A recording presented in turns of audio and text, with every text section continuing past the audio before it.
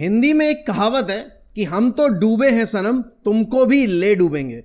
और आज Chelsea fans के मन में यही डर लगा रहेगा कि भाई यूनाइटेड खुद तो इस बार मट्टी पलीत करवा के गई है सीजन में, कहीं हमारे सीजन की ऐसी तैसी ना करा दे, कहीं हमें हराकर यहाँ पर वापस से लास्ट ईयर की तरह कॉन्फ्रेंस लीग में पुश ना कर दे। क्योंकि अगर आप अभी लीग टेबल देखोगे तो चेल्सी के हैं 63 पॉइंट्स, लेकिन विला के भी 63 पॉइंट्स हैं, एंड देन नॉटिंघम फॉरेस्ट के हैं 62 पॉइंट्स। 2 गेम बचे हुए हैं। ये वाला गेम चेल्सी को खेलना है हमारे अगेंस्ट, और अगला गेम खेलना है सीधा 6 पॉइंटर अगेंस्ट नॉटिंघम फॉरेस्ट। तो यहाँ पर इस चीज़ की पॉसिबिलिटी बहुत ज़्यादा है कि अगर चेल्सी दोनों गेम्स में विक्ट्री नहीं निकाल पाती है, या फिर दोनों में से किसी भी एक गेम में विक्ट्री नहीं निकाल पाती है, then they might play conference league next year as well. और उस पर अगर यहाँ पर वो कॉन्फ्रेंस लीग का फाइनल हार जाते हैं तो बिल्कुल ही ये बात पक्की हो जाएगी। अब देखो, चेल्सी वर्सेस यूनाइटेड, अगर आप यहाँ पर अर्ली 2000 की बात करोगे, टिल 2011 अगर मैं देख लूँ तो ये दो टीमें हमेशा आपकी 2004 से लेकर 2011 तक compete करती थी आपकी प्रीमियर लीग टाइटल के लिए। लेकिन वो कहते हैं ना कि राज गए रजवाड़े गए, तो वैसा सीन हो गया यहाँ पर। यूनाइटेड और चेल्सी इस पॉइंट ऑफ टाइम पे दूर दूर तक आपकी प्रीमियर लीग के लिए क्या किसी ट्रॉफी के लिए compete नहीं कर पा रही हैं, बड़ी इवेंट की बात अगर मैं करूँ तो। लेकिन अगर आप यहाँ पर चेल्सी की बात करोगे तो चेल्सी 2 साल स्ट्रगल करने के बाद कम से कम अपने चैंपियंस लीग फेज में वापस लौट रही है, या फिर एक रेगुलर आपकी यहाँ पर यूरोपा लीग साइड तो बनी रही है। United on the other hand, आपने देखा कि लास्ट ईयर हमने अपनी सबसे खराब फिनिश की थी 8th पोजीशन पे प्रीमियर लीग हिस्ट्री में, लेकिन हमने कहा इसको और बेहतर करते हैं। तो हमने इस साल यहाँ पर पूरी कोशिश की कि हम रेलीगेट ही हो जाएं, लेकिन वो तो हमसे नीचे बैठी टीमें इतनी ज़्यादा खराब थी कि उन्होंने हमें रेलीगेट होने का जो हमारा सपना था वो पूरा करने नहीं दिया। अब यहाँ पर अगर आप देखोगे, ये फिक्चर प्रीमियर लीग हिस्ट्री में सबसे ज़्यादा ड्रॉ होने वाला फिक्चर है। 27 बार ये फिक्चर ड्रॉ हुआ है। अगर आप रीसेंट रिकॉर्ड की बात करोगे तो यहाँ पर चेल्सी और यूनाइटेड का रिकॉर्ड हेड टू हेड को ज़्यादा खास रहा नहीं है। यूनाइटेड पिछले 11 गेम में अगेंस्ट चेल्सी यहाँ पर सिर्फ 1 गेम में जीती है। ऑल्सो यहाँ पर अगर आप बात करोगे तो चेल्सी यहाँ पर पिछले 14 गेम में सिर्फ 1 मैच में यहाँ पर विक्ट्री निकाल के गई है। तो इट्स नॉट लाइक ये दोनों टीमें एक दूसरे के अगेंस्ट काफ़ी अच्छा कर रही हैं। मतलब यूनाइटेड का स्टैमफोर्ड ब्रिज पे रिकॉर्ड है वो, कि जहाँ पर हमने सिर्फ 1 विक्ट्री निकाली है 12 गेम्स में। बट येस, अगर मैं ऑन अ होल बात करूँ, आई थिंक इस मैच की जो सिग्निफिकेंस है हमारे लिए बहुत ज़रूरी होगी, बिकॉज हम इस मैच के बाद आपकी स्पर्स को खेलेंगे। एंड आप सबको पता है यहाँ पर यूरोपा लीग का फाइनल जीतना is a must win situation for us, क्योंकि अगर हम वो हार जाते हैं हमारे पास बिल्कुल बजट नहीं है खर्च करने के लिए मार्केट में। और रूबन एमरिम ने जो पिछले मैच को हारने के बाद प्रेस कॉन्फ्रेंस में बातें बोली थी, उसके बाद तो यहाँ पर बहुत सारे प्लेयर्स का करियर एट एन एंड ही मान लो एट यूनाइटेड।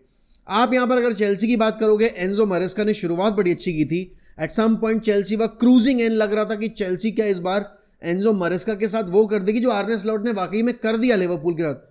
बट जैसे जैसे सीजन आगे बढ़ता चला गया, कोल पार्मर की परफॉर्मेंस में थोड़ा डिप आया, और जैसे ही कोल पार्मर की परफॉर्मेंस में डिप आया, चेल्सी की परफॉर्मेंस में डिप आना शुरू हो गया।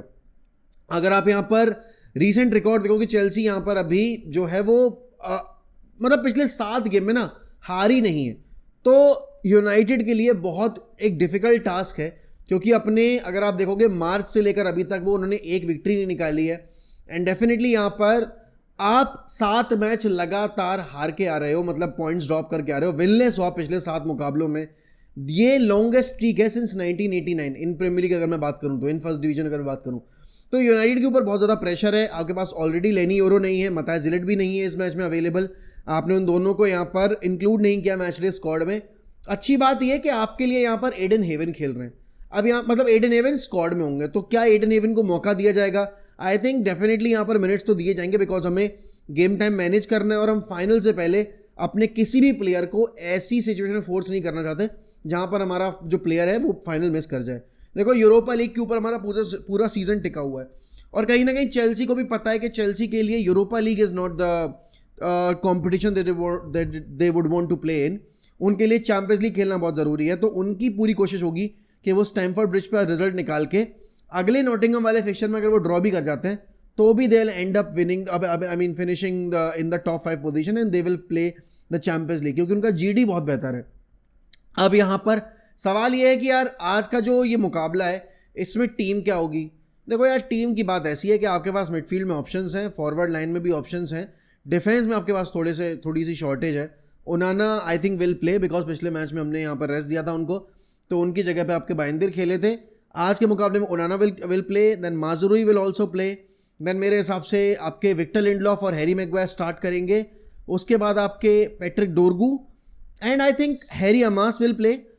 फिर उसके बाद यहाँ पर मिडफील्ड ऑप्शन के तौर पे उगारते और कैसेमीरो में से कोई एक ही खेलेगा। तो आई थिंक इट माइट भी यहाँ पर आपके मैनुअल उगारते, नहीं I think it will be Casemiro because Casemiro पिछले गेम में रेस्ट दिया गया था उनको। उसके बाद Bruno Fernandes will for sure play because उनको बड़े फिक्सचर से पहले पूरा गेम टाइम चाहिए होगा। देन मेरे हिसाब से यहाँ पर आपके मेसन माउंट भी खेलेंगे। उसके साथ अगर आप देखोगे तो आपके आई थिंक फिर गर्नाचो या अमाद में से कोई एक खेलेगा, क्योंकि पिछले मैच में आपके अमाद को स्टार्ट मिला था, तो इस मैच में आपके गर्नाचो स्टार्ट करेंगे प्रोबेबली और अमाद को एज अ सब्स्टिट्यूट लाया जाएगा।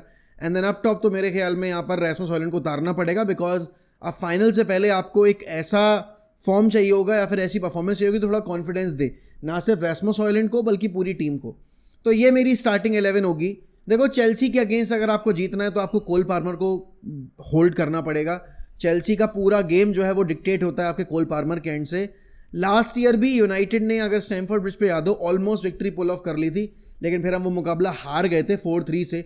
बड़ा ही ड्रामेटिक फैशन में वो मुकाबला हारे थे हम। दोनों ही टीमें बहुत खराब थी लास्ट ईयर और इस फिक्सचर को एल शिटिको बोला गया था लास्ट सीजन के कंपैरिजन में। अगर मैं इस सीजन बात करूं तो हम है शिटिको और उन्होंने अपने आप को इंप्रूव कर लिया। लेकिन हाँ, दोनों टीमों के ऊपर प्रेशर होगा इस मैच को जीतने का। प्रीमियर लीग में अगर हम जीत जाएंगे तो कुछ इंप्रूव नहीं होगा, but going in to that finale अगर हम एक विनिंग मोमेंटम लेकर जाएंगे, एक विक्ट्री के साथ जाएंगे, आई थिंक माइंडसेट बहुत अलग होगा और थोड़ा कॉन्फिडेंस भी लेकर जाएंगे हमारे प्लेयर्स एंड फैन बेस भी थोड़ा कॉन्फिडेंट होगा उस फिक्सचर में जाते में।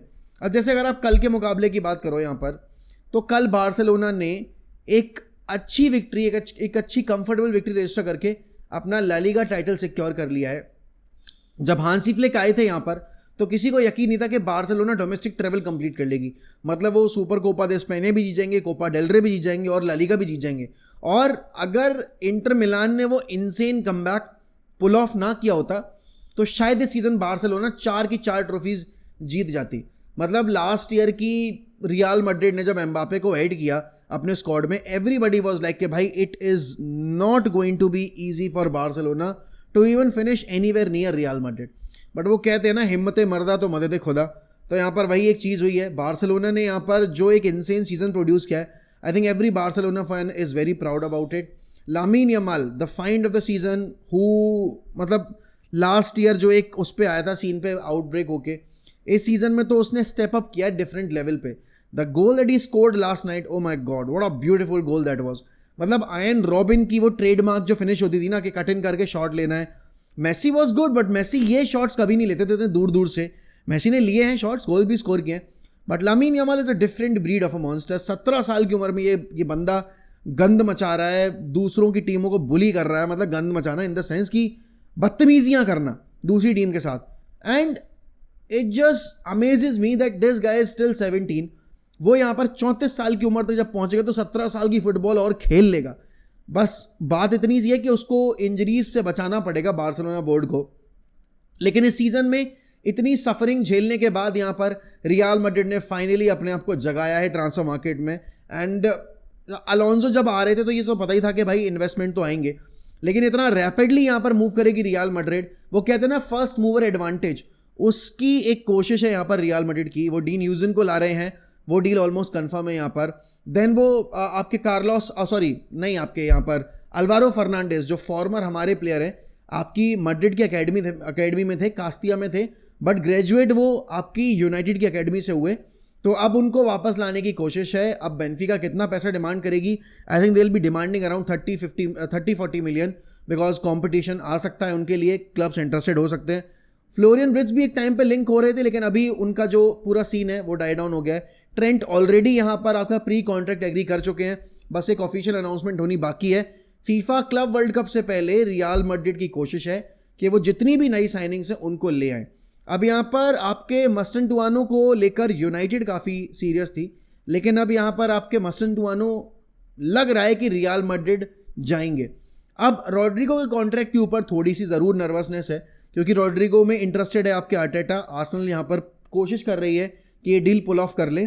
इतना आसान होगा नहीं, because Madrid will be asking for a lot of money and wages भी यहाँ पर कम नहीं होंगे आपके रॉड्रिगो के। तो अब यहाँ पर आर्सेनल किस तरीके से मूव करेगी मार्केट में, will have to wait and see. But yes, अगर आप यहाँ पर बात करोगे तो रियल मैड्रिड इस पॉइंट ऑफ टाइम पे वो सारी चीज़ें कर रही हैं जो उन्होंने लास्ट सीजन नहीं की थी, and that is to bring the right players in the right position and help the manager. Alonso का प्रोजेक्ट नया है तो ऑब्वियस ही बात है उसको अपना सिस्टम स्टैब्लिश करने के लिए यंग प्लेयर्स चाहिए होंगे, नए प्लेयर्स चाहिए होंगे, क्योंकि पुराने प्लेयर्स से आप एक सर्टेन अमाउंट ऑफ टाइम तक ही एक्सपेक्ट कर सकते हो।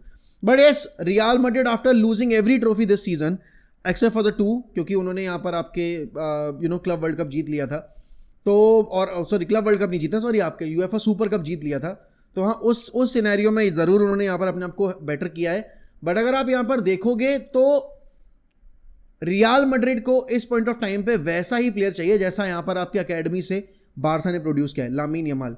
अब उनके पास हैं तो प्लेयर्स, आपके पास आर्दा गुलर है, आपके पास यहाँ पर रॉड्रिगो भी है, विनीशियस भी है, एम्बापे भी है, ब्राहिम डियाज भी है, लेकिन आप सबको नहीं खिला सकते। आपको शॉर्टलिस्ट करने पड़ेंगे वो प्लेयर्स जिनके अराउंड आपको अपना प्रोजेक्ट बिल्ड करना है। बात अगर आप यहाँ पर करोगे चेल्सी की, तो चेल्सी तो अभी इस पॉइंट ऑफ टाइम पे आपके मार्केट में एक्सप्लोर कर रही है ऑप्शन लियम डेलेव वगैरह को, बट अभी तक कोई क्लियर कट वो नहीं आया है।